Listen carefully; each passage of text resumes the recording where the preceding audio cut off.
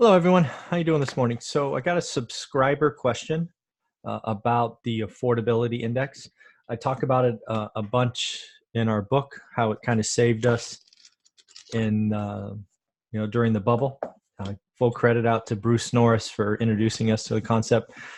But I haven't done a video on it in a while, so I thought I would put my thoughts on paper and kind of give you a flavor for how I use it, what it is, how you can use it in your market as well. Again, I think every investor needs to have those indicators that they track for their market. That really helps highlight when it might be overheated. And for me, at least for single family homes, that is the affordability index. So I put a couple of thoughts on paper. Let me share that with you here, and then we'll just talk about it. So again, housing affordability index, sort of what it is, it's something that the National Association of Realtors put out. It's something that's been calculated for quite some time. All the large metros have it. If you're investing in a small area, say sub 50,000 people, likely won't be covered, but you could look for the largest closest market, or maybe two closest markets if you're kind of in the middle, and I think that'll give you the general flavor, right? It's not really hard and fast rules because every market is different, and I will give you my history with this index and Fresno, and then actually we'll look at where California sits today, and obviously Fresno's in there. So just real quick, I've used the affordability index to highlight when markets get overpriced. As you will see, the affordability index is essentially on a scale of 1 to 100, where the lower the number, the least affordable. Because what it is essentially telling you is what percent of the population in said metro could afford to buy the average home. So when you think about that, there's really three metrics that drive it. One is the value of the home, right? As the median of the price rises, less people could afford it. Incomes. So if incomes rise to meet the home price appreciation or perhaps exceed it, they become more affordable. So the number would be bigger.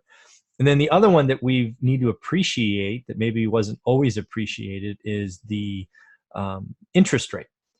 Because if income and housing prices stay flat, but interest rates drop, as we've seen here recently, housing is more affordable. So the index, again, I'm making this up. If everything was equal at 25 and then interest rates dropped, it could theoretically go up to 26 or 28 or whatever it is for that market.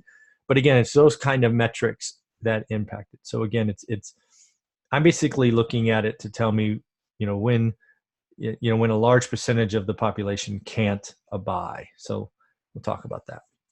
Again, I want to give credit. This is not my idea.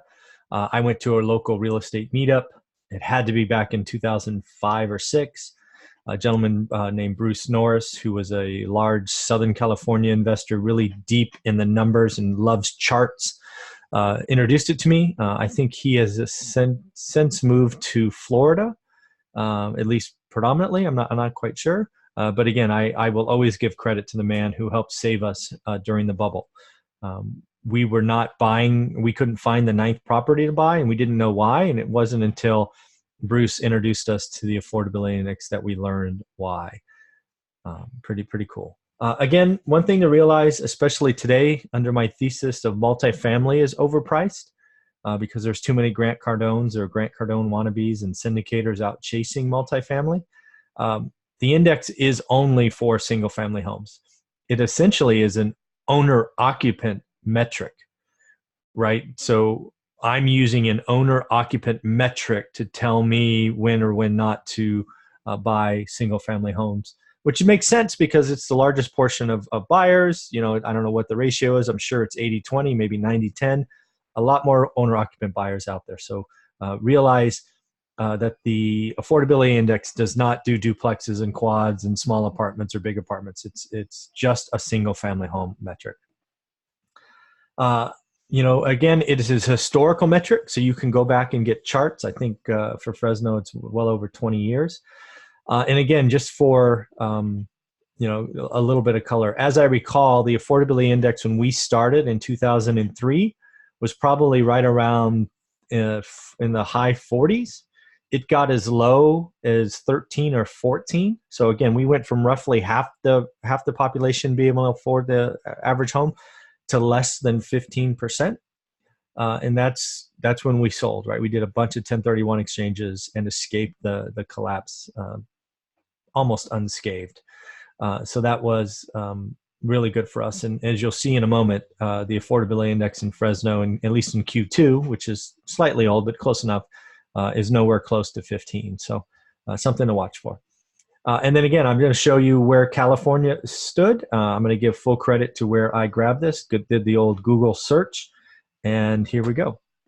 So again, housing affordability index in California by county. This came from, got to give source, California Association of Realtors. I think they go by CAR. And it's the Housing Affordability Index for traditional buyers. That's the owner occupants. So a couple of things to look at here. Again, this is Q2 of 18, so it's a little old. But you have the United States sitting at 53, which is the general market. So half the population can afford the average home. The most affordable, I'm not even sure where Lesson is, or Lesson, I'm not sure where that is. But that's apparently in California somewhere. Is sitting at 64. And then if you scooch over to Fresno, you see it there at 47. So again, I'm not positive of this, but the 47 is really high, and I believe it's even higher than it was in 2003. I did not go back and grab that chart, but you can see it's nowhere close to kind of the red flags. The red flags for me yellow flags start below 20. I think anything below 20 is getting a little dicey, and certainly anything below 15 is crazy in my opinion. So I haven't looked yet, but let's see where we were. Santa Clara County. Oh, look at that. Santa Clara is at 16. San Francisco is at 14. So this goes back to my thesis that the heavy priced markets are overpriced. Orange County, the other market I often reference, is sitting at 20.